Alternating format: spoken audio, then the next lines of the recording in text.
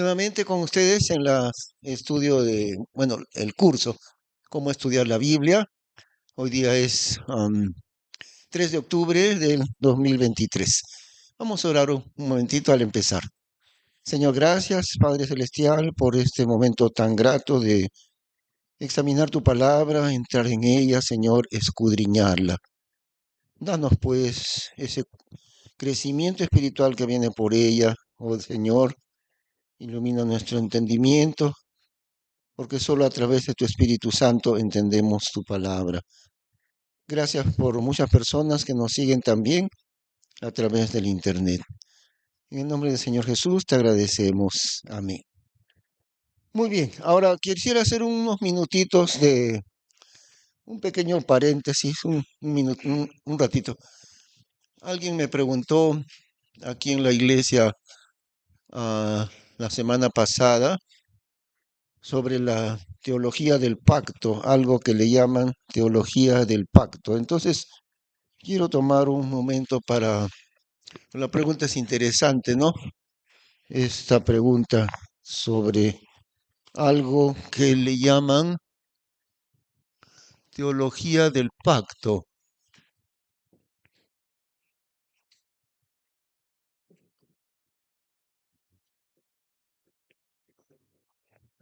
¿Qué cosa es eso? Muy bien. Esto es algo que circula, una enseñanza que circula entre el grupo de iglesias que vienen de la Reforma. La Reforma, ¿qué es? Recordemos, ¿no? La Reforma se le llama el tiempo de los años de 1500, cuando hubo una reacción muy grande contra el catolicismo, ¿no? Principalmente de Martín Lutero, pero no podemos olvidar que Martín Lutero salió del catolicismo y cuando se produjo la Reforma conservó algunos errores del catolicismo, conservó Lutero, ¿no? Es distinto con las iglesias bautistas. Las iglesias bautistas no provienen del tiempo de la Reforma. Las iglesias bautistas no hemos salido del catolicismo. Al contrario, en los antecesores de las iglesias bautistas, que no se llamaban bautistas, pero compartían un punto muy importante. Fíjense, todas las iglesias bautistas y las anteriores, que no se llamaban bautistas, tenían otros nombres, los valdenses, los moravos, distintos nombres a lo largo de los siglos. El nombre bautista recién vino a partir justamente de los años 1500, pero las iglesias bautistas no provienen de la Reforma ni de los años 1500. ¿Dónde se originaron las iglesias que ahora se llaman bautistas y en ese tiempo llevaban otro nombre, pero eran nuestros antecesores espirituales? Con un punto clave, el más importante. El punto clave era este: la autoridad de la Biblia, la autoridad suprema de la Biblia. Ese era el punto clave entre los que ahora somos bautistas y los anteriores, los diversos nombres a través de los siglos, los albigenses, los diversos nombres. Sin embargo, a pesar de los diversos nombres, una sola fe en común, un solo punto de fe: la autoridad final de las escrituras. Ese era el punto que siempre ha unido a lo largo de los siglos a las iglesias bautistas y los antecesores de las bautistas. La autoridad final, la autoridad única de las escrituras. Nada más, solamente la Biblia. Y que la Biblia es inspirada por Dios, es infalible y no hay más autoridad que ella, que la palabra de Dios. Ese ha sido a lo largo de los siglos el punto que ha unido a las iglesias como nosotros. No provenimos del tiempo de la Reforma.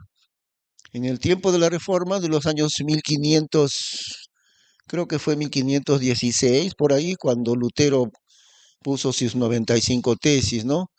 Y después varios otros reformadores juntamente con Lutero. La Reforma fue un movimiento que surgió de ahí para tratar de reformar el catolicismo.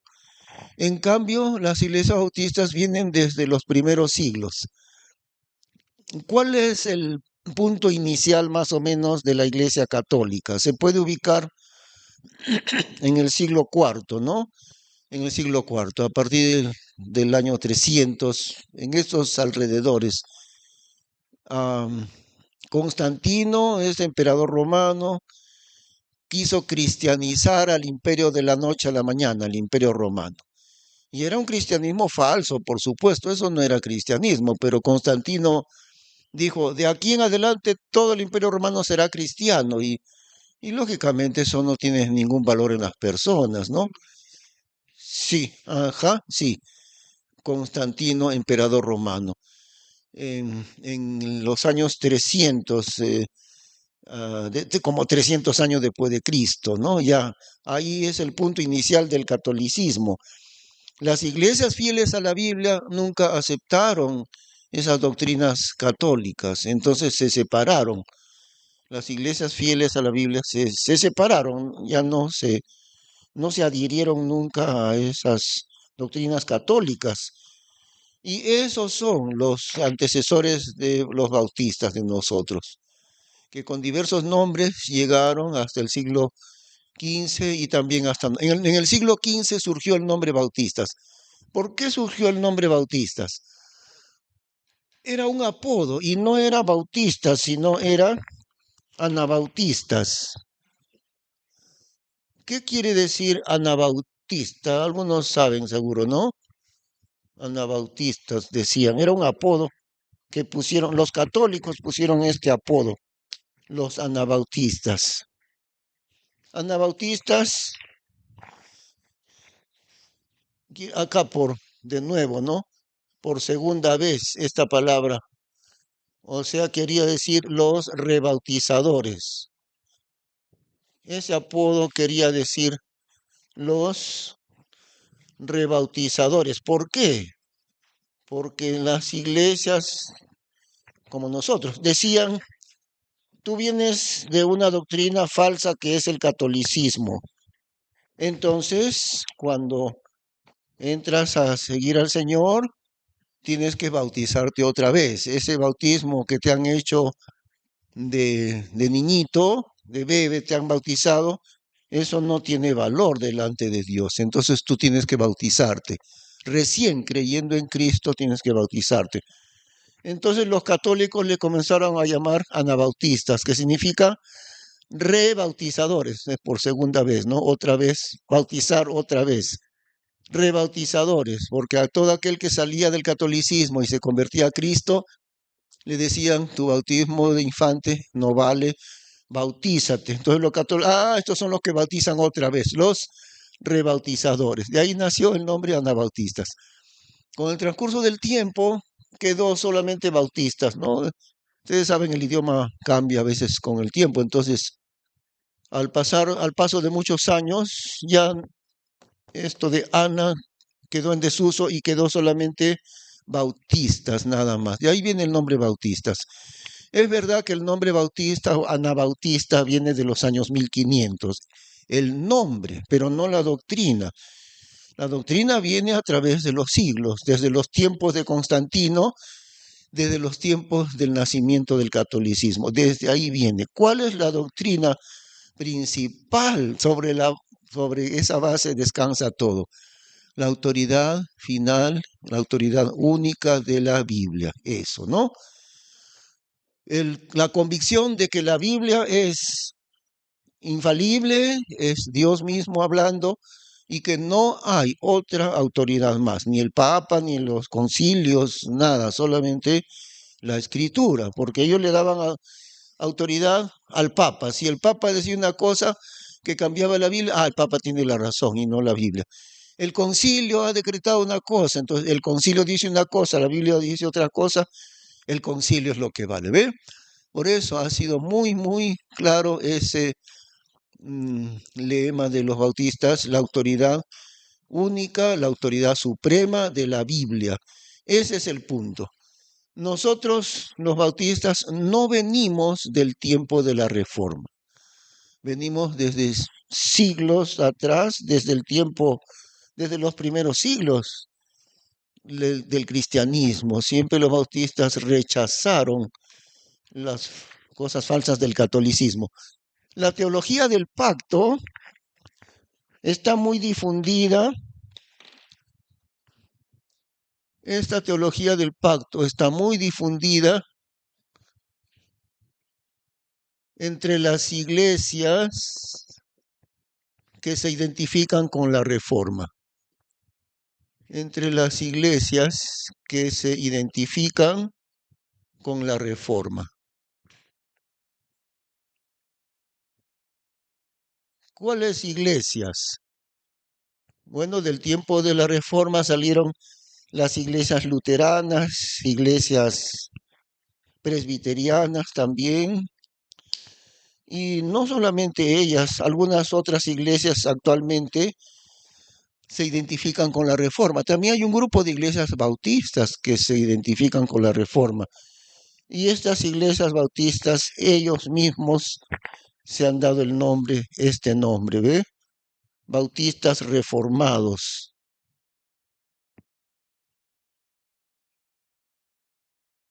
Bautistas reformados, así se llaman. ¿Por qué? Porque ellos se identifican con el tiempo de la Reforma, con las doctrinas del tiempo de la Reforma, de los años 1500. Y Lutero y los otros reformadores, ¿no? Lutero, Calvino, Zwinglio, y otros más, líderes, grandes líderes del tiempo de la Reforma, de los años 1500. Entonces, hay un grupo de iglesias bautistas que ellos mismos se llaman bautistas reformados, recuerden, ¿no? Porque se identifican con el tiempo de la Reforma. Pero una vez más, recuerden, nosotros no venimos de los años 1500, nosotros no venimos del año no venimos de la Reforma, no, nosotros no hemos salido del catolicismo. Las iglesias como nosotros, desde aquellos siglos del tiempo de Constantino, las iglesias que se separaron de ahí, dijeron, no, esto es falso, se salieron de allí para conservar la pureza y la autoridad solamente de la Biblia, ¿no? Perseguidos, sí, Lutero persiguió a los bautistas, a Martín Lutero, anabautistas le decían en ese tiempo. Lutero persiguió a los anabautistas, es increíble, ¿no?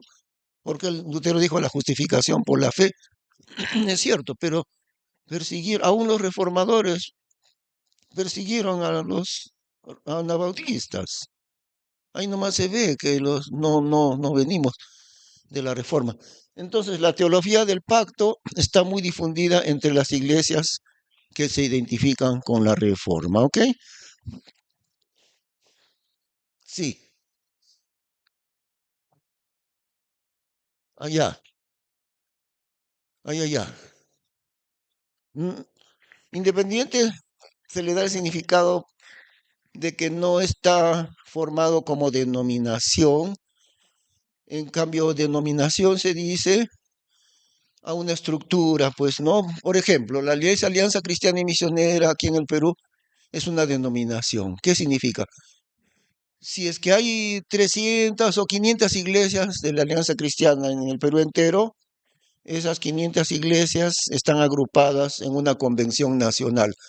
Se reúnen los delegados de las 500 iglesias una vez al año y la convención nacional es autoritativa, ¿no? La convención dice, este pastor se va de acá, ahora te toca ir acá. Tienen una autoridad nacional. Eso es una denominación, ¿no? La IEP, por ejemplo, Iglesia Evangélica Peruana, igual, tienen su Asamblea Nacional, incluso tienen una estructura jerárquica creciente.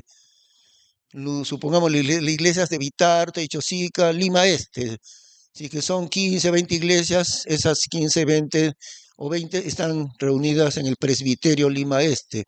Esa es la estructura denominacional de la IEP. Presbiterio Lima Este, Presbiterio Lima Norte, no sé. Y a su vez, los presbiterios tienen otra estructura más alta que se llama sínodo, el sínodo de la costa, el sínodo del norte, el sínodo de la sierra, no sé, pero sínodo se llama. El sínodo agrupa a los presbiterios de cierto área grande. Y ahí, por encima de eso está la Asamblea Nacional de la IEP. Eso es denominación, ¿ve? Están organizadas con una estructura a nivel nacional, muchas iglesias. Eso es denominación. Pero la palabra independiente quiere decir que no forman parte de denominación. Nosotros, bueno, el nombre oficial de nuestra iglesia es Iglesia Bautista Independiente. En el registro público dice Iglesia Bautista Independiente, Chosica. ¿Por qué independiente? Quiere decir, no estamos afiliados a ninguna denominación, eso quiere decir. La iglesia se gobierna dentro de sí misma, ¿no? No hay una autoridad superior a esta iglesia que diga, ustedes hacen esto, saquen al pastor, hagan esto, no hay una autoridad que diga que pueden tomar decisiones en forma superior a esta iglesia, ¿ve? La autoridad máxima de esta iglesia es la asamblea, la iglesia reunida, ¿ya? Ah, seguro, sí. Allá. Uy, seguramente, sí. Sí, sí, sí, sí.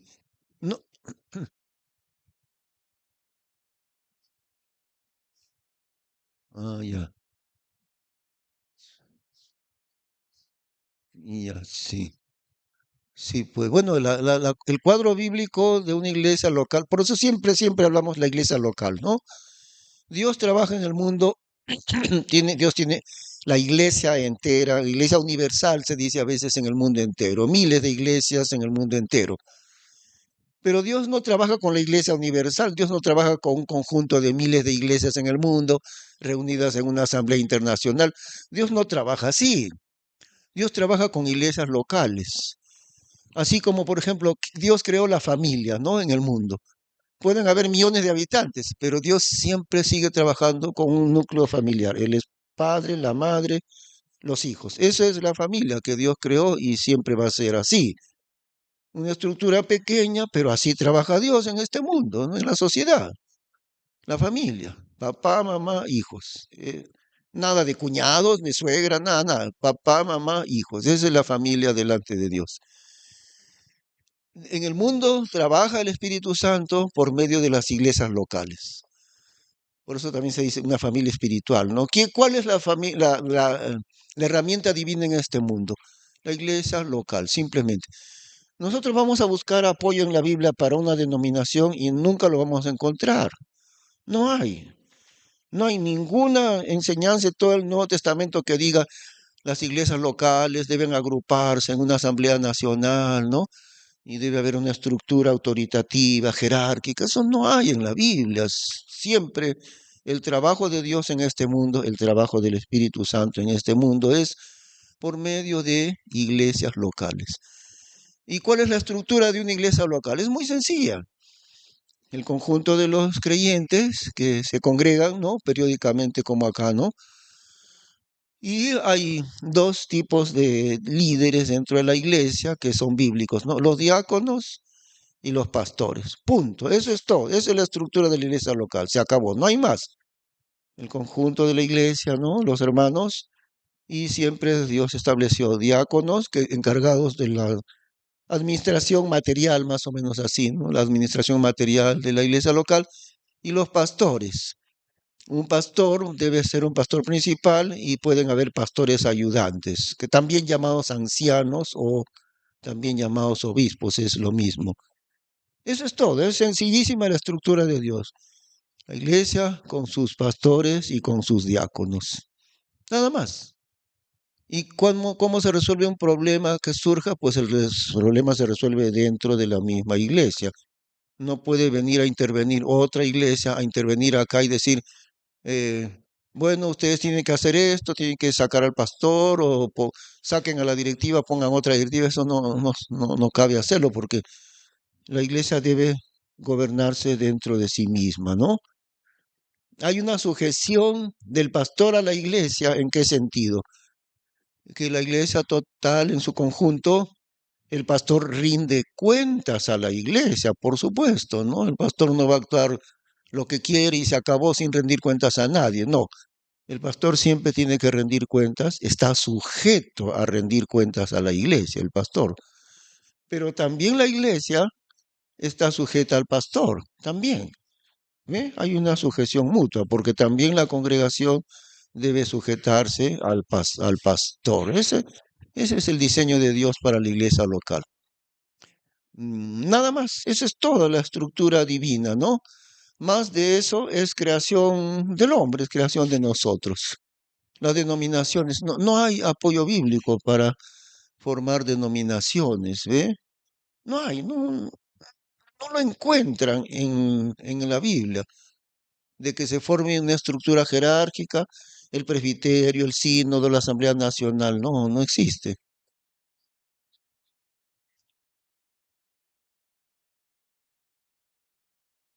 Em, Esto es parecido al divorcio, ¿ve? Cuando le preguntan a Jesús, los doctores de la ley, los fariseos le preguntan eh, sobre el divorcio y Jesús le dice, ¿no han leído ustedes en la Biblia que al principio Dios los hizo uno a los dos, ¿no? Al marido y la mujer, así que ya no son más dos, sino son uno solo, ¿no? Ellos dos. Entonces, por tanto, lo que Dios unió, que no lo separe el hombre. Y ellos le replican a Jesús, ¿y entonces por qué Moisés nos mandó carta de divorcio y despedir a su mujer? Y ahí estaban preguntando mal, porque Moisés no mandó que haya divorcio. Eso no era cierto. No es un mandamiento, el mandamiento del divorcio. Miren cómo la astucia de ellos, ¿no? Entonces, ¿por qué Moisés mandó que le dé carta de repudio, carta de divorcio? Y Jesús le contesta esto, ¿no? Que por la dureza de vuestro corazón, Moisés estableció esto, pero no es por la voluntad. El divorcio, les dijo Jesús, no es por la voluntad de Dios, es por la dureza del corazón de ustedes.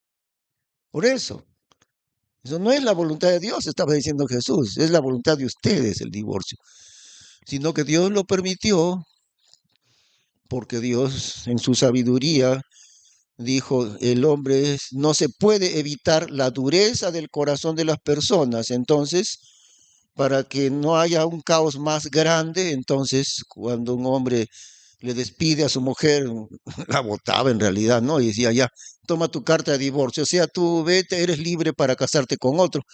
Y así era la ley, pues, ¿no? La ley de Moisés. Pero Jesús les contesta a ellos, porque, no, pero tú, porque siempre querían hacerle caer al Jesús, ¿no? En alguna contradicción. Le dicen, ¿y el divorcio? Y seguro él va a decir que no hay divorcio, estaban pensando eso, ¿no?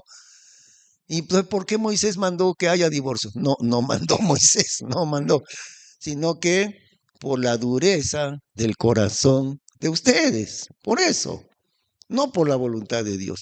Entonces, esto es parecido, ¿no? Porque hay denominaciones formadas en estructuras, 300 iglesias a nivel nacional, reunidas en la convención nacional de la denominación. ¿Por qué hay eso? Porque el hombre lo inventó, que no hay en la Biblia semejante estructura jerárquica, no hay. Es un invento de nosotros, ¿no? Y claro, Dios no lo deshace, ¿no? Dios deja que nosotros caminemos con todos nuestros errores pero no es Dios ha hablado en su palabra y su palabra es la palabra final, la autoridad final. Entonces, cualquier denominación puede decir, hacemos esto porque es una buena organización. Bueno, será una buena organización, ¿no? La IEP tiene ahí eh, el presbiterio que reúne 15, 20 iglesias de tal distrito y encima del presbiterio, los presbiterios se reúnen y forman el sínodo y los sínodos reunidos forman la Asamblea Nacional. Dirán ellos, es una organización muy buena. Será muy buena, pero no está en la Biblia. Por más buena que sea, o que aparenta ser muy buena, no está en la Biblia esa estructura denominacional, ¿ve? Entonces de ahí viene el nombre independiente, una iglesia que simplemente seguimos el diseño de Dios. Dios ha diseñado la iglesia local. Igualito la sencillez de la familia, el papá, la mamá y los hijos. Nada más. En la iglesia local, los creyentes, el pastor, los diáconos, se acabó. No hay más organización jerárquica, ¿no? No hay un pastor de pastores. Ajá, sí. Sí, claro, claro, por eso dije primero la iglesia y el pastor, los diáconos. Pero también es cierto que no solo un pastor, ¿ah? Siempre dice, con los obispos y diáconos, dice Pablo, no escribiendo una carta a los hermanos que están en tal lugar, con los obispos, o sea, pastores, con los obispos, varios, con los obispos y diáconos. Entonces acá tenemos, antes teníamos más, pero ahora solamente quedó el hermano Ernesto Ajalcriña como anciano. Ernesto es pastor ayudante, ese es el concepto bíblico. Anteriormente estaba el hermano Percy Ramírez, entonces había un pastor principal y ellos eran pastores ayudantes. Y los diáconos en el área administrativa, ¿no? Entonces, los pastores en el área espiritual y los diáconos en el área administrativa. Nada más, eso es todo. Tiene que haber siempre un pastor principal. Es imposible, eso sí es algo bíblico. Es imposible que haya algo, a veces he escuchado esa palabra, un pastorado colegiado. Nuestra iglesia tiene un pastorado colegiado. ¿Y cómo es eso? Bueno, tres pastores gobiernan la iglesia. Eso es imposible. Ni siquiera en el matrimonio puede haber eso. Los dos dirigimos el matrimonio, ella y yo, los dos dirigimos. Eso no se puede. Uno tiene que dirigir y la otra persona tiene que sujetarse a la autoridad del otro. Ahí está. Dios dice, el varón es la cabeza. Se acabó. Ahora, si el varón no quiere dirigir, entonces su esposa se va a volver la cabeza, ¿no? Y es problema de él, porque él no sabe dirigir su hogar. Entonces, en una iglesia, si hay tres pastores, que es bíblico, varios pastores, varios ancianos, uno tiene que ser el principal y los otros le ayudan, ¿no? Siempre hay un principal y los otros son pastores ayudantes. No hay forma posible de que dos o que tres o cuatro al mismo tiempo dirijan. Eso nunca funciona, jamás. Siempre tiene que haber uno solo que tome las decisiones finales, ¿no? Ahora, en un ejército, por ejemplo, en el ejército y en las guerras eso se ve, por ejemplo, se ve cuando los aliados estaban para invadir en junio de 1944, se juntaron enorme cantidad de barcos y soldados para poder ganarle a Hitler en la Segunda Guerra Mundial.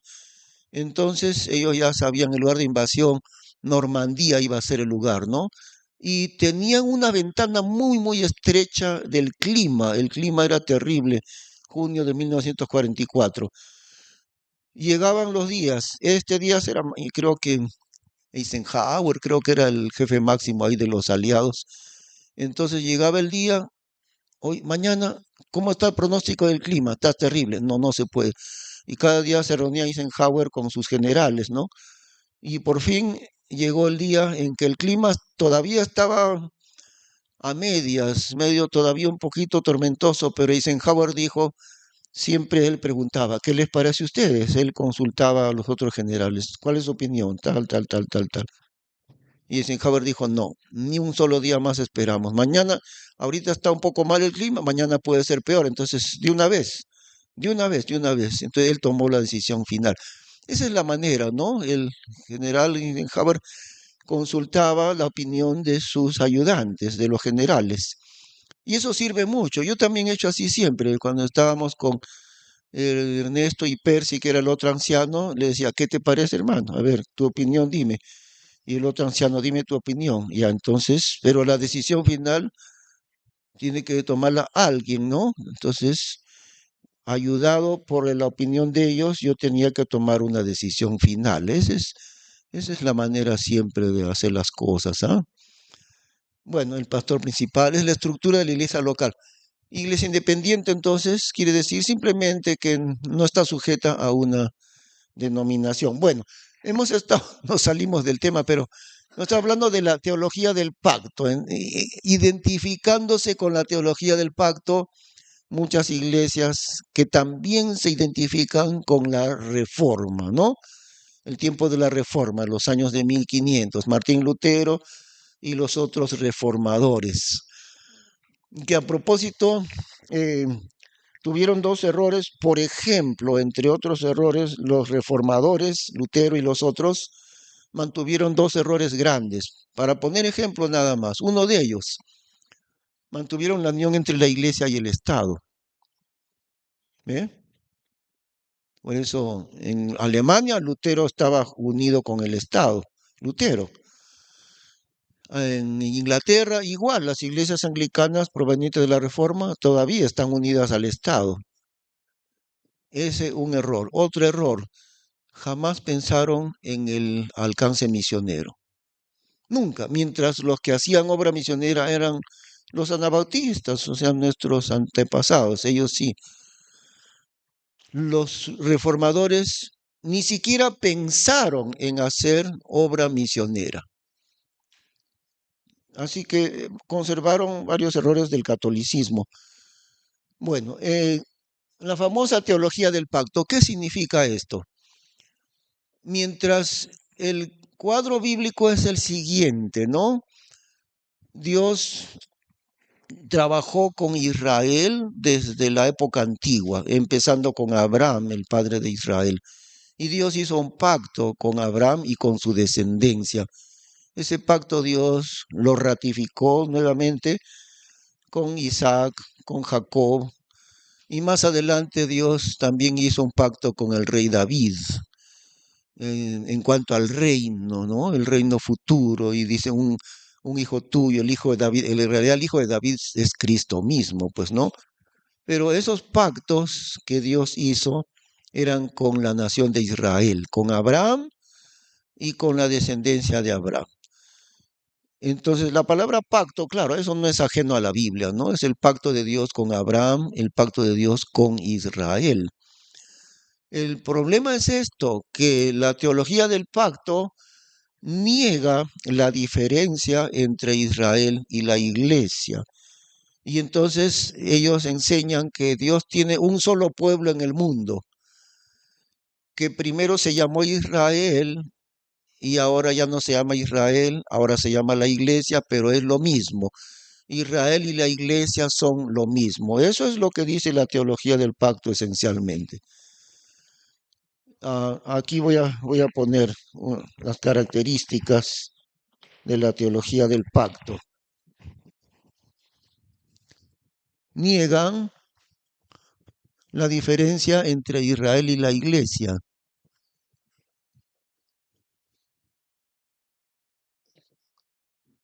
Niegan no entienden, no reconocen que son dos pueblos bien diferentes. Niegan la diferencia entre Israel y la iglesia. También niegan el milenio.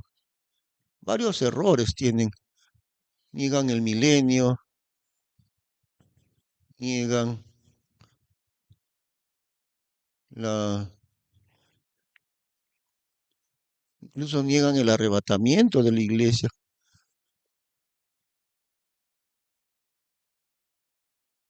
niegan el arrebatamiento de la iglesia.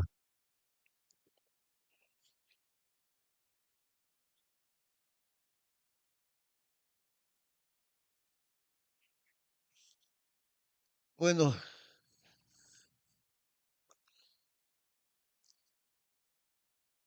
para negar todo esto,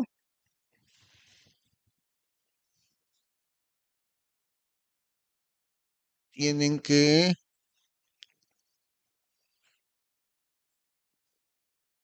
transgredir los principios de interpretación bíblica,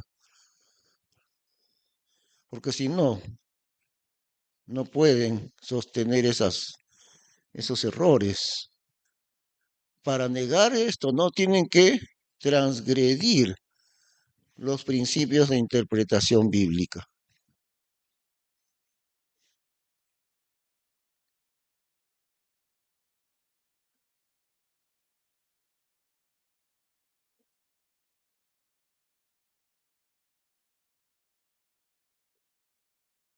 Ahora, yo siempre he dicho, ustedes me han escuchado decir, hermanos, no perdamos el tiempo estudiando los errores, las falsedades, ¿no? Estudiemos la verdad y no desperdiciemos tiempo en estudiar las mentiras. Pero lo que pasa es que como actualmente hay mucha difusión del Internet y lo que no había 10 años atrás, nadie ni se imaginaba que en el bolsillo de todas las personas está un aparato que lleva señal de Internet y uno entra en YouTube, ahí en el celular, entra en YouTube mientras está esperando el turno del dentista, qué sé yo, mientras está sentado, mientras está en el microbús, entra a YouTube y ahí pone predicadores bíblicos en YouTube y ahí sale como 100 predicadores bíblicos que enseñan cualquier clase de doctrinas. Entonces el creyente sin discernir nada se pone a escuchar eso. Y entre las predicaciones que va a escuchar, sin entender, se va a tocar con la teología del pacto. ¿Ve? Y a veces a lo que nosotros creemos le llaman dispensacionalismo, pero yo quisiera que ustedes no usen ese nombre dispensacionalismo. ¿Por qué no? Porque el dispensacionalismo no es realmente lo que está dentro de la Biblia, no es eso. Lo que está en la Biblia es lo que simplemente, así como MacArthur, por ejemplo, es uno de los predicadores que con mucha rectitud bíblica, MacArthur, deben haber oído de MacArthur, ¿no? Hermano, sí, es muy, muy acertado en los puntos bíblicos. Le preguntan en algunas entrevistas a MacArthur, ¿y usted qué dice de la teología del pacto? Y él dice, pues no me importa mucho eso, pero lo que yo digo es lo que la Biblia dice. Lo que digo yo, lo que enseño yo es exactamente lo que la Biblia enseña. Que el Señor Jesús vendrá por su iglesia en el arrebatamiento de la iglesia, ¿no? Eso dice John MacArthur, que el Señor Jesús vendrá en el arrebatamiento de su iglesia. No lo digo yo, lo dice la Biblia, él muy acertadamente lo proclama. Y que después del arrebatamiento habrá la tribulación por 7 años y el gobierno del anticristo. Y después de la tribulación vendrá el gobierno terrenal del Señor Jesús que se llama el milenio. Y después del milenio Dios ha de crear cielos nuevos y tierra nueva. Y luego vendrá la eternidad. Así que si me preguntan por el dispensacionalismo o por la teología del pacto, pues, ¿qué interesan los nombres? Lo que interesa es qué dice la Biblia. Y la Biblia dice estas cosas: el arrebatamiento, la tribulación, luego el milenio, donde Jesús reinará en Jerusalén 1000 años, y luego cielos nuevos y tierra nueva, junto con el juicio final, y después, recién, ahora sí, la nueva Jerusalén y el tiempo eterno de Dios, el reino eterno de Dios. Y eso es lo que dice la Biblia, que yo también lo digo yo porque lo dice Dios. Ahora, yo siempre les he dicho, no estemos dedicándole tiempo a las falsedades. Pero ¿por qué he tenido que tocar este punto? Porque alguien vio en internet la famosa teología del pacto y me hizo la pregunta, ¿no? Y preguntan intrigados. Y dice que no va a haber milenio, y dice que no va a haber arrebatamiento. Entonces les confunden totalmente su pensamiento de los hermanos. También niegan la diferencia entre Israel y la iglesia. O sea, hacen como si Israel y la iglesia fueran un solo pueblo de Dios. Y eso hay que ser bien, bien, ¿qué diríamos, no? No, no, no. Tampoco le dicen iglesia, pero no son iglesia, claro, no, son falsos. No, pues no. Hermano, de la gran ramera dice, ¿no? Sentada sobre muchas aguas, multitudes, pueblos. Sí, ajá, en Apocalipsis dice. sentada sobre muchas aguas, multitudes, naciones, pueblos y lenguas, el catolicismo. He mencionado esto de la teología del pacto porque como alguien de aquí de la iglesia me hizo la pregunta, entonces yo me doy cuenta, tanto entran a internet que se van a encontrar con estas ideas. Y como nunca les he mencionado eso, porque yo digo, yo no pierdo el tiempo con cosas falsas, pero esta es una excepción, porque lo van a encontrar y van a decir, uy, dice que no, que Israel y la iglesia son un solo pueblo, ¿no? Porque escuchan la teología del pacto. Ahora, uno de los hombres más prestigiosos que en diversas iglesias, ¿sabe? En diversas iglesias, incluyendo iglesias pentecostales, tiene mucho prestigio MacArthur. Y entonces, para que sepan eso, yo les digo, y MacArthur, con toda la fidelidad bíblica que él tiene, entonces él dice así, es un tremendo error eso de negar el arrebatamiento, negar el milenio, negar la diferencia entre Israel y la iglesia. Es un grande error, grandes errores. Para que los de la teología del pacto, para que puedan negar estas cosas, tienen que hacerlo transgrediendo los principios de interpretación bíblica. No hay otra forma. Uno no puede sostener estas falsedades si no transgrede los principios de interpretación bíblica. ¿Eh? Le atribuyen significado simbólico a ciertos términos donde no deben atribuirle significado simbólico. Entonces, no voy a profundizar ya más en eso, pero yo les he querido explicar los errores. ¿Se acuerdan que también les dije? Ya voy a borrar aquí, ¿ah?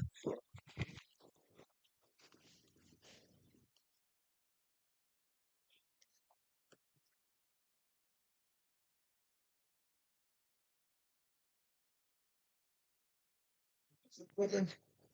¿Se acuerdan que les dije este término, no? A ver, repasamos, ¿no? Teología del reemplazo. ¿Alguien se acuerda qué decimos, qué significa? Ah, claro, que es el concepto de que la iglesia ahora ha reemplazado a Israel.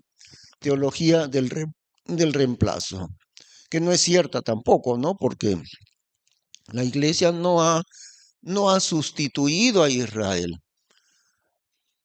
Es cierto que Israel está en un paréntesis en este momento, ¿no? ¿En qué clase de paréntesis está Israel, hermana Leonor? A ver, un repaso. ¿En qué clase de paréntesis actualmente y desde el tiempo del Señor Jesús hasta ahora, en qué clase de situación ha quedado Israel?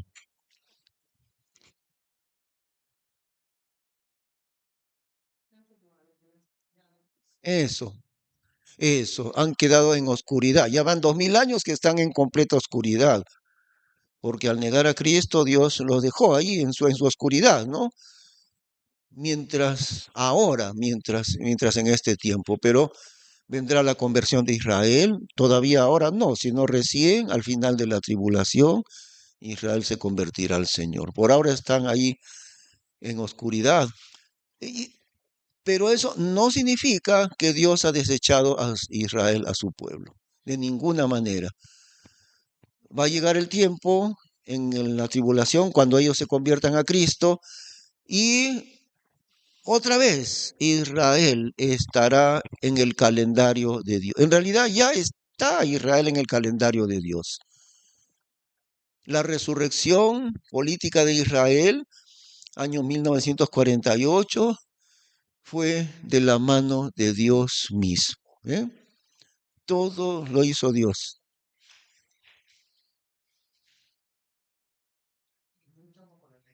Sí.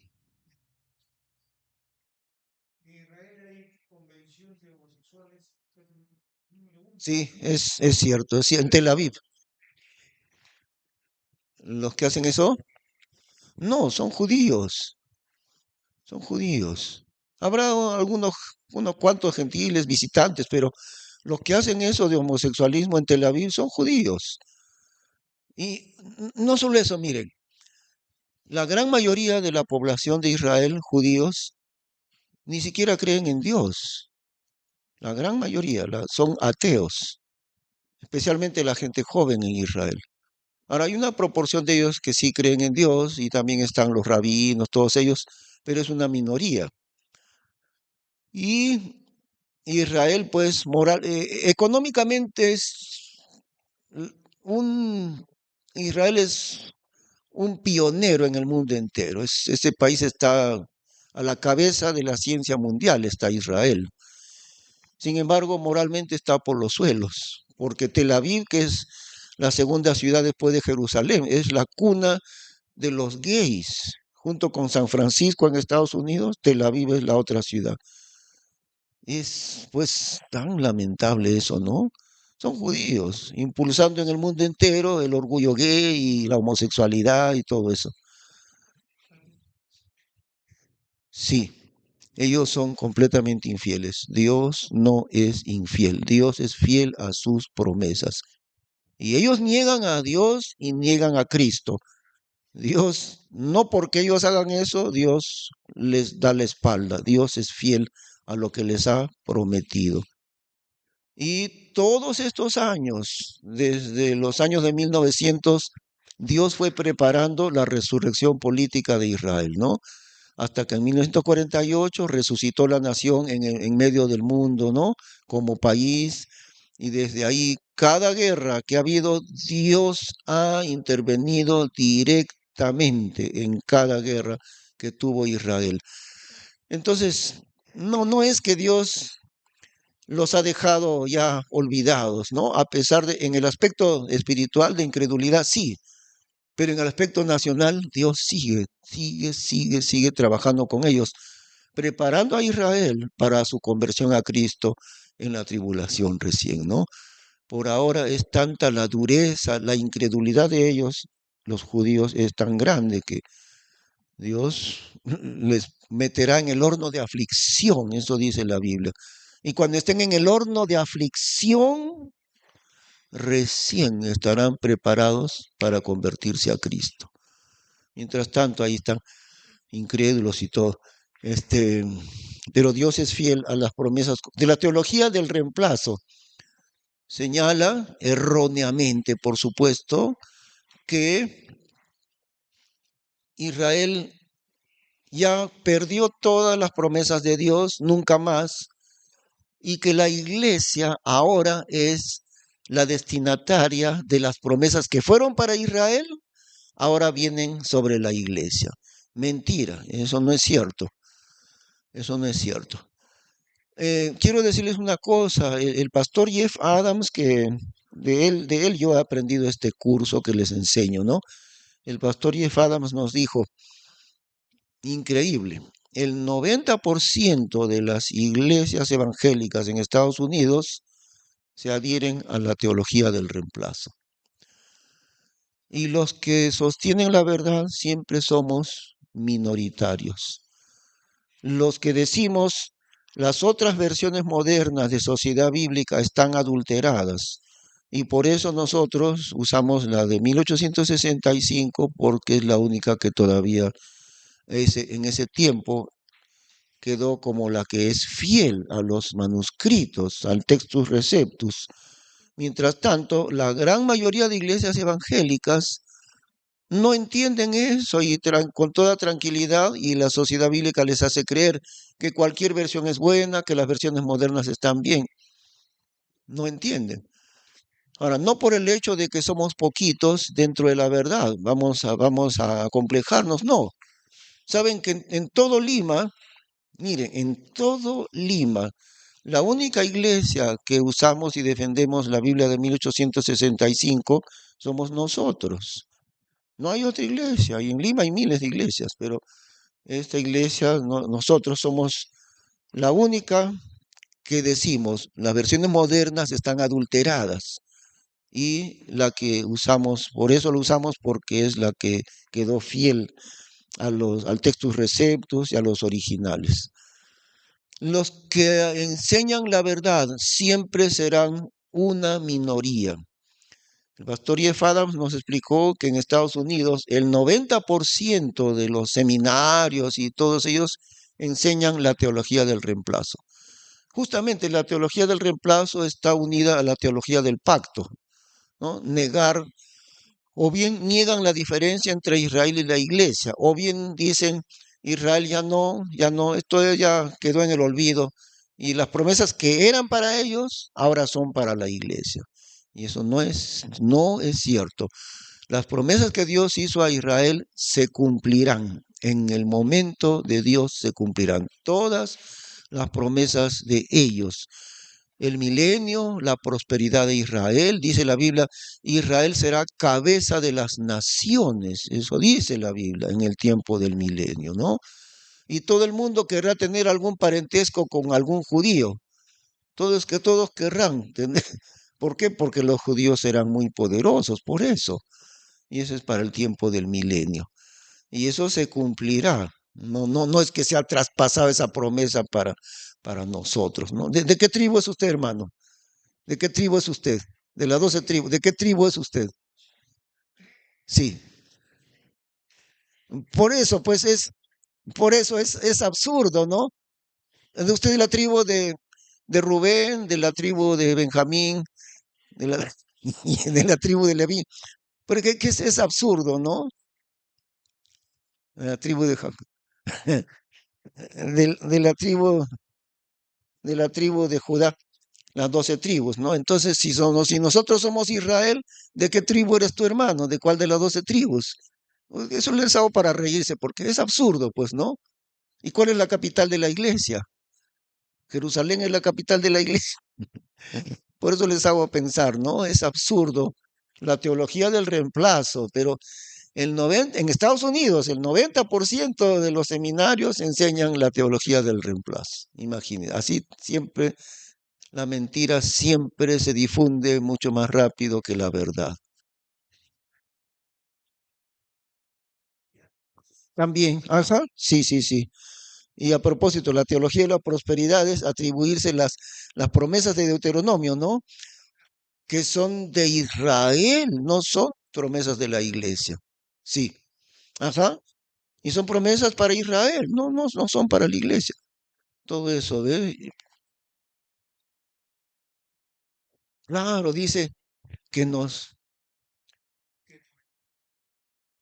que nos bendijo con toda bendición espiritual. Sí, sí, sí, sí. Hay una gran diferencia entre Israel y la iglesia.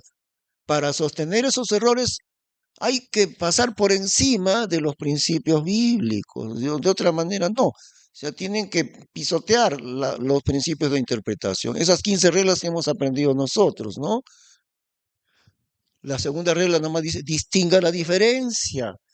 La Biblia está dirigida a tres grupos de personas, a los judíos, o sea, a Israel, en segundo lugar a los gentiles y en tercer lugar a la iglesia. Esos tres grupos están a lo largo de toda la Biblia, pero son diferentes Israel y la iglesia. Ajá, la del Espíritu Santo. Sí, sí, sí, sí, sí, sí, hermano, sí. Ajá. Ahora, una cosa que MacArthur dijo, porque me he dado el trabajo de investigar, ¿no? Lo que enseña MacArthur. Y yo ya pensaba eso y me lo confirmé cuando escuché lo que le preguntan a él sobre estas ideas. Y MacArthur, él dice una cosa muy, muy destacada, fíjense.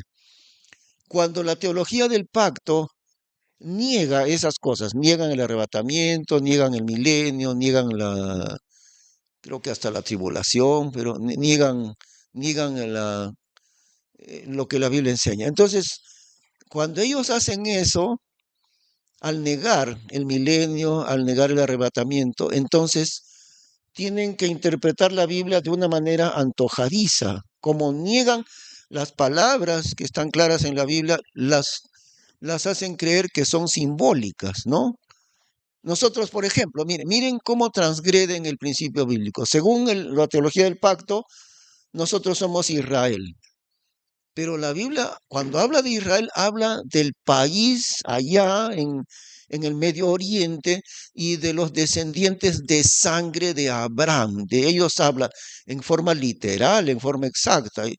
Y ellos están diciendo, tienen que transgredir el principio bíblico y decir, nosotros somos los judíos, nosotros somos Israel. O sea, espiritualmente hablando, Dios está hablando, cuando Dios dice Israel, está hablando simbólicamente porque nosotros somos Israel. ¿Ve?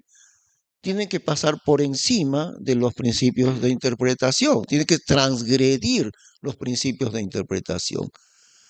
Entonces lo que MacArthur dice es esto, al negar las enseñanzas bíblicas, entonces tienen que inventar, o sea, en lugar de milenio tienen que inventar otra enseñanza, en lugar de arrebatamiento tienen que inventar otra enseñanza, y entonces al interpretar de una manera antojadiza, entre ellos mismos no se pueden poner de acuerdo porque uno dice es así, el otro dice es así, el otro dice es así, el otro dice es así.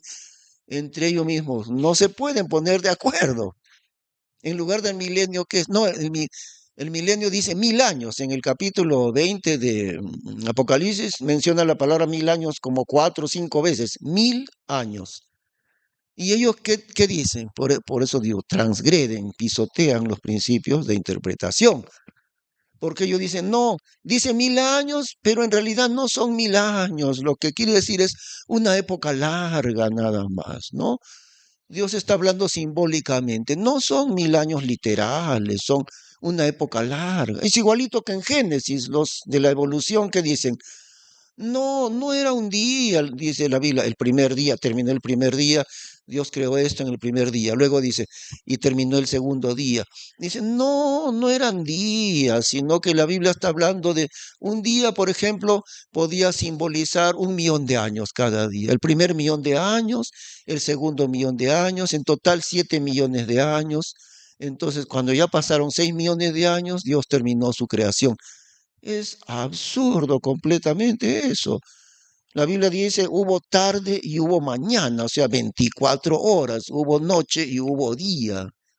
No está hablando de un periodo de 1 millón de años, y que dice, hubo tarde y hubo mañana el primer día.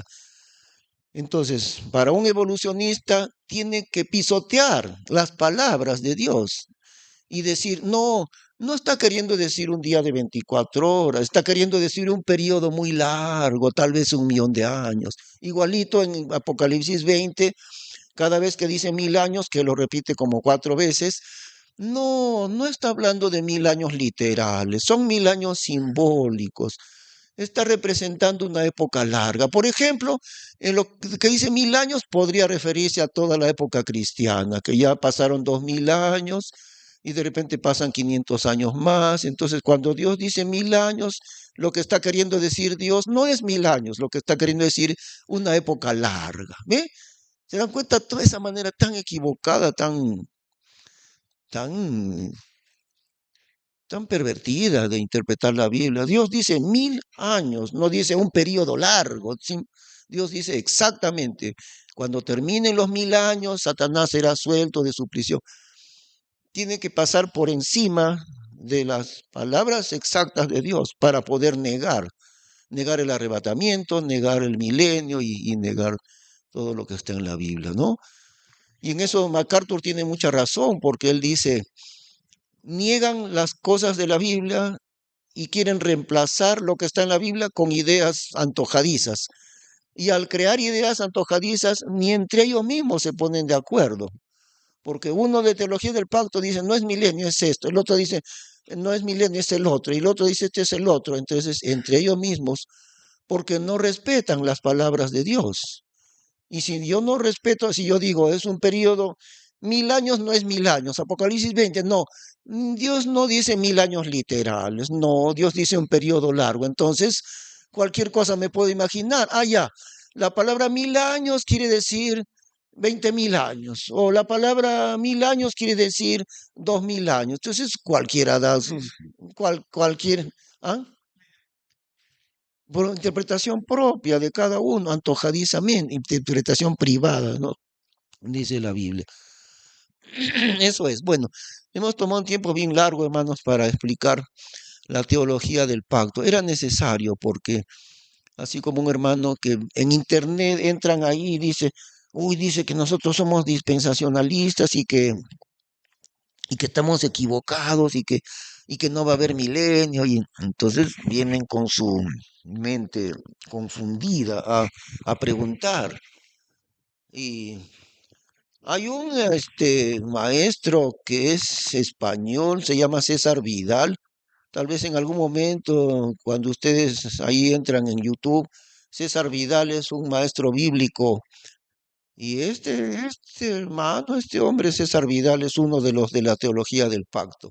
César Vidal es medio famoso, tiene un montón de libros y todo eso.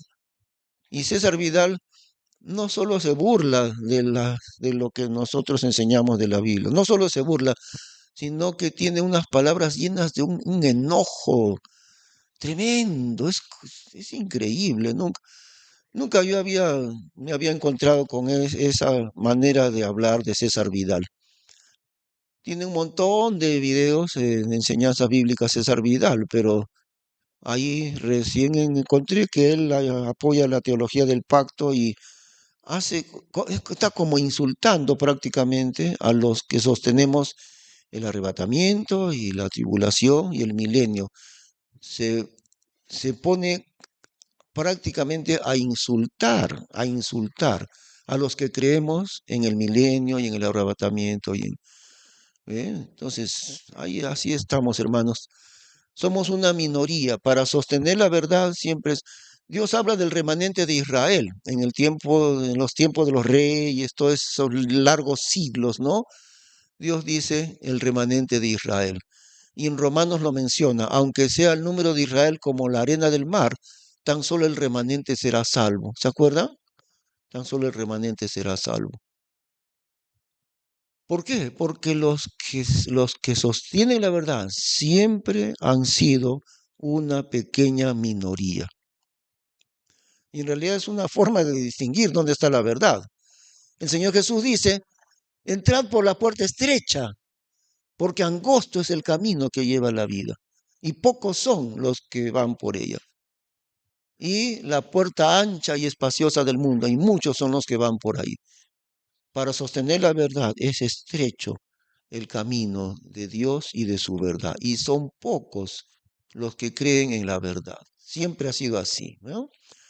Por eso, como les decía, si en Estados Unidos el 90% de los seminarios enseñan que la iglesia es un reemplazo de Israel, y eso es falso. Solamente el 10%, una minoría, son los que dicen, no, no es así, la Biblia dice otra cosa. ¿Eh? Bueno, un minutito descansemos, pero vamos a respetar terminar 8:40 exacto, ¿ya? Descansemos un minutito.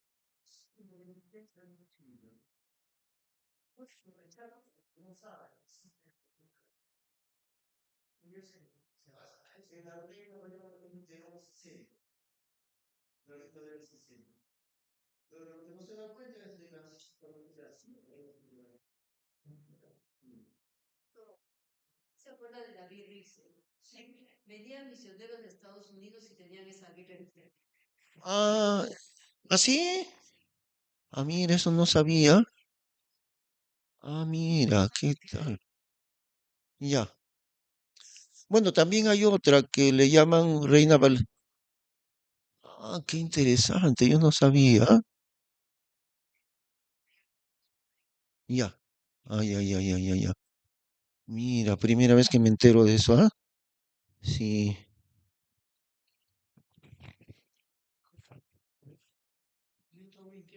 Así pues. Bueno, lo que pasa es que ¿De dónde provienen las mentiras, hermano? Mire, le voy a decir, increíblemente, las mentiras dentro del campo cristiano, de las iglesias, de dónde vienen? De los seminarios. Generalmente los hermanos de las iglesias tienen un pensamiento muy fiel a la Biblia, o supuestamente ellos dicen, no, no, no, la Biblia es la verdad y nada más. Los que comienzan enseñando mentiras no son los creyentes de las iglesias, son los seminarios bíblicos. Por ejemplo, acá en toda América Latina, en toda América del Sur, incluyendo México, México es Centroamérica, no, México es Norteamérica, ¿no? Ya, bueno, entonces una institución que comenzó a desviar toda la enseñanza de los pastores ha sido el Seminario Bíblico Latinoamericano de San José, Costa Rica. Seminario Bíblico Latinoamericano, ese es su nombre. Hasta ahora está ahí, hasta ahora sigue. San José, Costa Rica. Muchos pastores, sobre todo de la IEP, se van a estudiar ahí. A mí me ofrecieron una beca. Yo pues, para probar mandé una carta porque tenía que, en el año 84, estaba planeando yo ya ir al seminario el año 85, ¿no? Entonces, más que por curiosidad, mandé una carta al seminario de San José, Costa Rica, y rápido me contestaron y me decían, venga a estudiar acá, le ofrecemos beca, todos sus gastos pagados, solamente matricúlese y listo. Y me ofrecían toda la beca para estudiar, porque yo le dije, estudié una carrera en la Universidad Agraria, en La Molina, estudié ingeniería agrónoma, y ahí mismo me dijeron, véngase, véngase, una beca completa le damos, matricúlese de una vez. No, yo sabía, yo sabía bien qué cosa es. Ah, ¿González? ¿Quién González? Ah, no, no, no, ellos son de otro. ¿Ah? Ah, Enlace TVN. La verdad no estoy enterado dónde será, no, no sé, pero ya, ya, seguro, sí. Pero hay otra cosa con el seminario de San José, Costa Rica. Ellos han traído enseñanzas bastante humanistas de del socialismo. Han querido introducir las ideas socialistas dentro del campo cristiano. Y aquí lo hizo un cura peruano, un jesuita creo que era, que se llamaba Gustavo Gutiérrez, y en los años 70 eso se llamaba teología de la liberación. Y la teología de la liberación, que nació en el catolicismo peruano acá, ¿qué hace? Mete de contrabando la ideología comunista dentro del campo cristiano. ¿Eh? Las ideas socialistas las quiere introducir y diciendo Jesús fue el primer socialista y cosas así. Entonces meten, o sea, quieren meter dentro de la enseñanza cristiana las ideas del socialismo. Eso es la teología de la liberación. El seminario de San José, Costa Rica, estaba en el mismo plan, ya no como los católicos, pero hay una cosa, al enseñar esa teología de la liberación, comienzan a decir, los católicos son nuestros hermanos. ¿Ven? Los católicos son nuestros hermanos. Y yo he gozado todas esas cosas, enseñanzas, eh, mezclando la verdad con la mentira. Yo he gozado eso porque en los años de la universidad yo estaba integrando el grupo bíblico universitario, acá en el Perú se llama AGEUP, Asociación de Grupos Evangélicos Universitarios del Perú. Entonces allí llegaban esas enseñanzas, no, no completamente, un poco más moderado, digamos así, pero aún entraba en esas ideas. Y ahí el grupo de las universidades, los universitarios evangélicos, ahí sí decían, sí, los católicos son nuestros hermanos. Así decían, abiertamente, sin ningún empacho. Los católicos también creen en Cristo. Por eso es que de los seminarios ha ido entrando en las iglesias esa idea. Los católicos también creen en Cristo. Por eso es, ¿ven? Antiguamente no, hace 30, 40 años en la Asamblea de Dios, le aseguro que ellos ya no católicos, no, esos son falsos. Ahora es diferente. Pero la mentira ha entrado desde los seminarios hacia las iglesias. Los pastores saben, salen con esa idea y ya los pastores comienzan a enseñar las mentiras dentro de sus iglesias, ¿no? Es increíble, pero de ahí provienen las mentiras de los seminarios bíblicos. Por eso yo también he dicho muchas veces, el plan de Dios no es un seminario bíblico. El plan de Dios es como hacemos aquí, perfeccionar a los santos, dice Efesios capítulo 4, ¿no? La tarea de los pastores es perfeccionar a los santos en la palabra de Dios, perfeccionar a los creyentes en el ministerio del Señor. Y eso es lo que yo trato de hacer, ¿no? Por eso enseñamos aquí, sin necesidad de acudir a ningún seminario. Más bien los seminarios son un nido para estas cosas desviadas, criadero de mentiras, los seminarios. No, no tanto los seminarios bautistas que sí todavía son, pero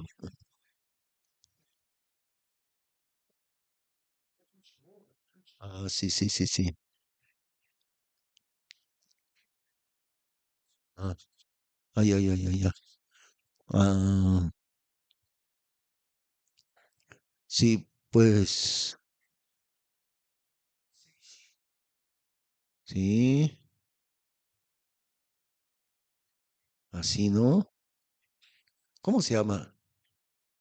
Ay, ay, ay, ay, ay, ay. Sí, ya.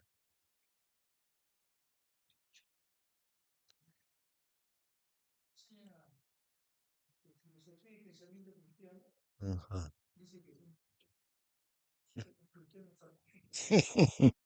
Mm, sí,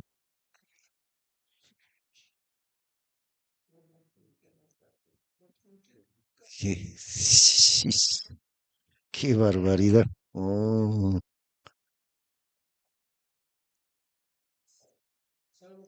sí, pues sí, sí. Ajá.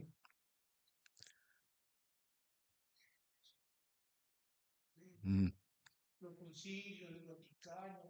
ajá. Sí. Mm. Y reconoció que no está en la Biblia. Ujú. Mm, claro. Sí, sí. Ajá. De veras. Así, ¿no? Sí, pues verdad. De veras, ¿no? Los católicos tienen no solo esa palabra, varias palabras son palabras provenientes del paganismo. No sé si usted sabía, hermano Luis, el catolicismo es simplemente la herencia de la religión babilónica, es la misma religión babilónica antigua, pagana, idólatra, ¿no? Solamente que se ha cambiado de nombre, pero es lo mismo.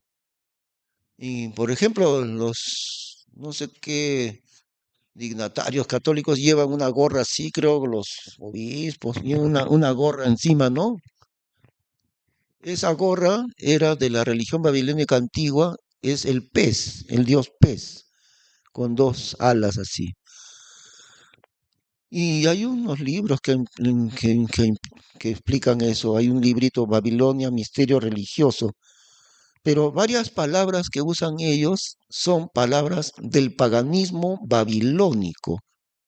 Entre ellas la palabra católico. La palabra católico es una palabra del paganismo. No tiene nada que ver con la Biblia. Es una palabra pagana de la religión babilónica. La palabra Eucaristía, por ejemplo. Varias palabras las usan y estas palabras provienen de la religión babilónica. La Santa Madre Iglesia, un montón de términos que no tienen nada que ver con la Biblia. Eucaristía. Supuestamente, ¿qué quiere decir Eucaristía? la cena del Señor, el pan y el vino, ¿no? La palabra misa, todas esas son palabras paganas, la palabra misa, todas, incluyendo la palabra católico también. Es cierto que significará universal, sí, pero también es cierto que es una palabra que usaban en el paganismo idólatra. Por eso jamás hemos usado esa palabra ni. Y ellos dicen, la Santa Madre Iglesia Católica, Apostólica y Romana, dicen, ¿no? Eucaristía en el catolicismo quiere decir tomar el pan y el vino. Bueno, el vino no lo toman, solamente el cura no, no toma más el vino. ¿Y cómo le llama? Si el catolicismo dice Eucaristía, la Biblia, ¿qué dice? Cena del Señor. Ese es el término exacto en la Biblia. Cena del Señor. Ni siquiera dice Santa Cena, no dice Santa Cena, dice la Cena del Señor. Unas palabras tan sencillas, la Cena del Señor. Pero el católico que dice Eucaristía, ¿no? Entonces, igualito que un cura. Hermano, déjeme descansar un minutito.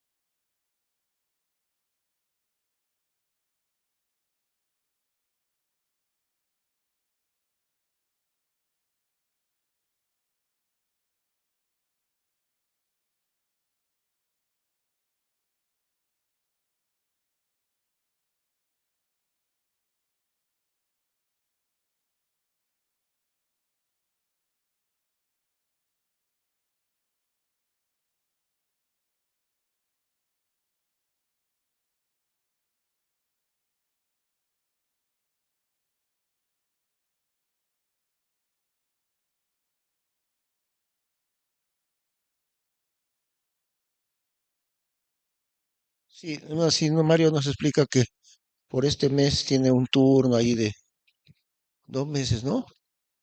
Sí, así que el hermano Mario se va a ir. Anda nomás. Ah, sí, la otra semana, sí, sí, ajá. Ahora recién vamos a entrar en el manual otra vez, pues, porque nos hemos pasado explicando todo esto, ¿no? Sí, de veras. Sí.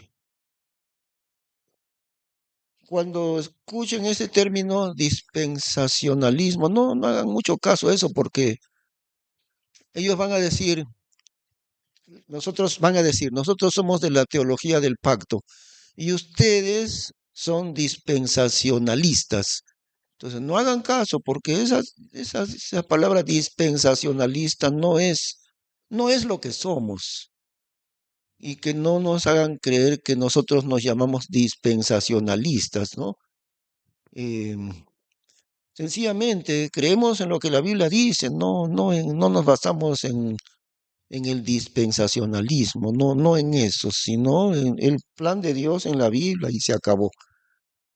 La palabra dispensacionalismo está un poco tergiversada y nosotros no defendemos esa idea de las dispensaciones. Es cierto que hay épocas de Dios, pero las dispensaciones, como las enseñó dos personas, difundieron mucho estas ideas que fueron Scofield. Hace años existía una Biblia, Biblia de Scofield y otro era Darby. Ellos dos difundieron mucho, pero les quiero decir que la idea de dispensacionalismo, nosotros no estamos en eso, no exactamente, simplemente entendemos que Dios tuvo diferentes dispensaciones, sí, pero tal como enseñaba Scofield y Darby, ellos están yéndose ya un poco a especulación, ¿no? Están agregándole un poco a la Biblia, como querer completar lo que la Biblia dice. Y entonces, a mí no me gusta personalmente que digan, ah, ya, yo soy la de teología del pacto, dicen, y usted es dispensacionalista. Y eso no es cierto. Si bien es cierto, yo reconozco que hay épocas de Dios en la Biblia, pero las ideas de Scofield y de Darby van más allá de la enseñanza de la Biblia. Es ya un poquito de especulación, es eso, ¿no? Como el calvinismo. El calvinismo también es pura especulación. Los decretos de Dios, dicen en el calvinismo, los decretos de Dios. Supuestamente que Dios decretó que tales personas van a su reino y tales personas no. Es absurdo. Es especulación, no es bíblico. Lo del calvinismo y todas esas cosas. Bueno, ahora sí vamos a ir recién cuando ya estamos acabando, pero un poquito aunque sea. Estamos en esta parte de en la sección de la creación, ¿no? Ahora la siguiente dice las aves. Ah, recordamos un repaso. Siempre repasamos, porque es importante esto. Israel es representado en la Biblia por tres árboles. A ver si se acuerdan. Pregunta de cajón. Tres árboles que señalan a la nación de Israel. A ver, el olivo, el olivo. ¿Qué más? La higuera y la vid. Pero la vid es en su sentido de la vid inútil. Entonces, nosotros como iglesia hemos sido injertados, dice la Biblia, en Romanos 11 dice, fuimos injertados. ¿En dónde? ¿En la higuera o en el olivo? En el olivo. ¿Por qué? Y el olivo es Israel en su sentido espiritual y la higuera es en su sentido nacional, como nación. En el año 1948, A ver, escuchen. La independencia de Israel en tiempos modernos, lo cual es un poco, no tiene sentido, porque Israel es un país que existe hace miles de años. Pero digamos, delante de las naciones modernas, en mayo de 1948, Israel proclamó su independencia, ¿no? Como digo, eso es absurdo, porque Israel existe desde Abraham, hace 4000 años que existe Israel. Y de pensar que Israel existe de mayo de 1948 no tiene sentido, porque Israel no empezó en 1948, empezó 4000 años atrás. Pero entonces le llaman la independencia de Israel mayo de 1948, ¿no?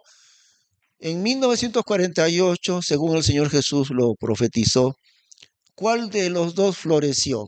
¿El olivo o la higuera? La higuera, en su aspecto nacional, no en su aspecto espiritual. El olivo sigue muerto y espiritualmente hablando, ellos ahorita están muertos en su incredulidad. Lo que ha florecido no es el olivo de Israel, es la higuera de Israel, ¿eh? Y la vida inútil es Israel en su rebeldía. Nunca podemos olvidar la diferencia entre la higuera y el olivo. Nosotros fuimos injertados en el olivo de Israel. Para Dios, aún en su incredulidad, ellos son el pueblo de Dios, la base de la salvación. Siguen siendo, ¿ah? Están en incredulidad ahora, pero Dios siempre es fiel a lo que Él ha dicho. Y Dios estableció a Israel mucho antes de la iglesia. Israel ha sido el pueblo de Dios y la Biblia testifica que lo principal en el sentido espiritual no es la iglesia. El olivo verdadero de Dios no somos la iglesia. El olivo verdadero de Dios es Israel. Y nosotros éramos el olivo silvestre, chusco, que fuimos injertados en el olivo verdadero, pero no en la higuera. Fíjense la diferencia. De ahí el gran error de que en algunas iglesias traen el shofar, ¿no? Eso que trajo la hermana Sharon Cuevas ese día, traen el cuerno de Israel y tocan el shofar en el culto y se ponen la kipa, no sé cómo se llama eso de los judíos. Entonces incluso hacen danzas judías, cosas así. No tiene sentido, porque nosotros no hemos sido trasplantados en la higuera, sino en el olivo.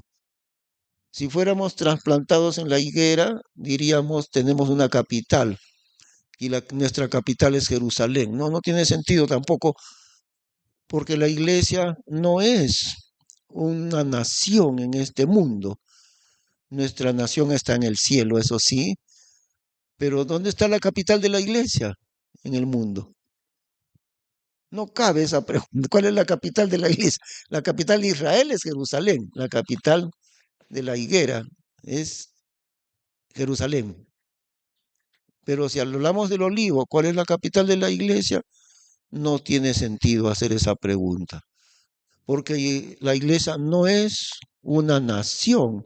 Ellos sí son una nación en el mundo, una nación con territorio. ¿Y cuál es el territorio de la iglesia? ¿Dónde está nuestro territorio? Tampoco tenemos ni territorio ni capital, porque nosotros no somos injertados en la higuera, sino en el olivo, ¿no? Eso es pregunta de cajón para el examen. La diferencia entre estos tres árboles que representan a Israel. Muy bien, muy bien. Ahora, un poquito nomás para entrar en el siguiente punto, las aves, dice, las aves.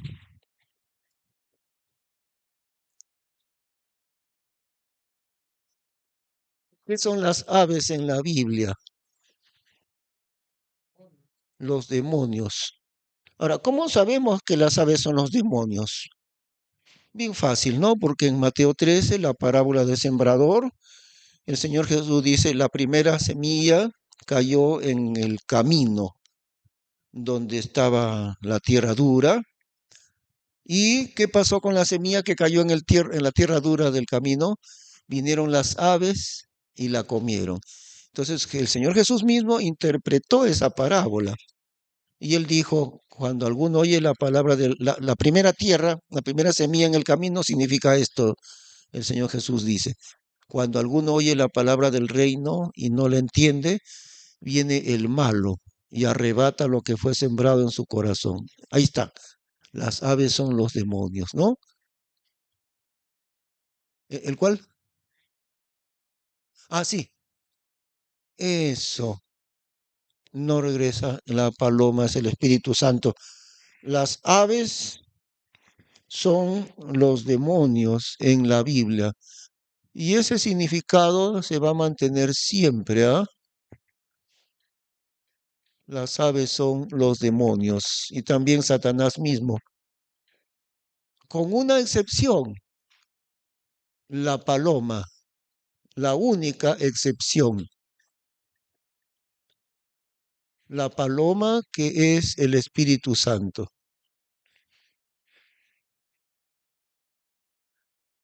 ¿Y por qué también la paloma está entre las aves? Porque el campo de los demonios es un campo espiritual en el aire, ¿no? En Efesios nos dice el espíritu del aire, el espíritu que mora en los aires, el espíritu satánico, en el campo espiritual, en el aire. Y también el Espíritu Santo, cuyo campo es también un campo espiritual. Por eso está señalado por las aves, las otras aves, eh, cuyo reino, digamos así, es en el aire, ¿no? Ninguna de las aves que vuelan se desenvuelven bien en la tierra, ¿no? Las patitas de los pájaros son débiles. Las palomas caminan en la tierra, pero torpemente, porque sus patitas son muy chiquitas. Donde se mueven bien las palomas es en el aire, todas las aves. Entonces, en el aire señala la Biblia en el campo espiritual. Por eso, las aves y la paloma también, cuyo campo es espiritual, ¿no? Muy bien, estamos en el tiempo, ¿ah? Ahora sí, miren, estamos terminando exacto, ¿ah? Son las 8:38. Vamos a orar ya para despedirnos.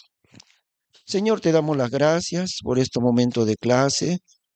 Te agradecemos porque nos permites entrar en tu palabra.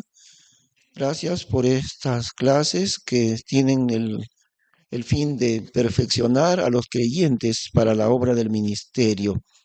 Cada uno de nuestros hermanos están creciendo en la palabra de Dios y esa es la tarea pastoral, perfeccionar a los creyentes para la obra del ministerio. Te damos gracias por eso, Señor Padre Santo, en el nombre de Cristo Jesús. Amén. Que Dios les bendiga.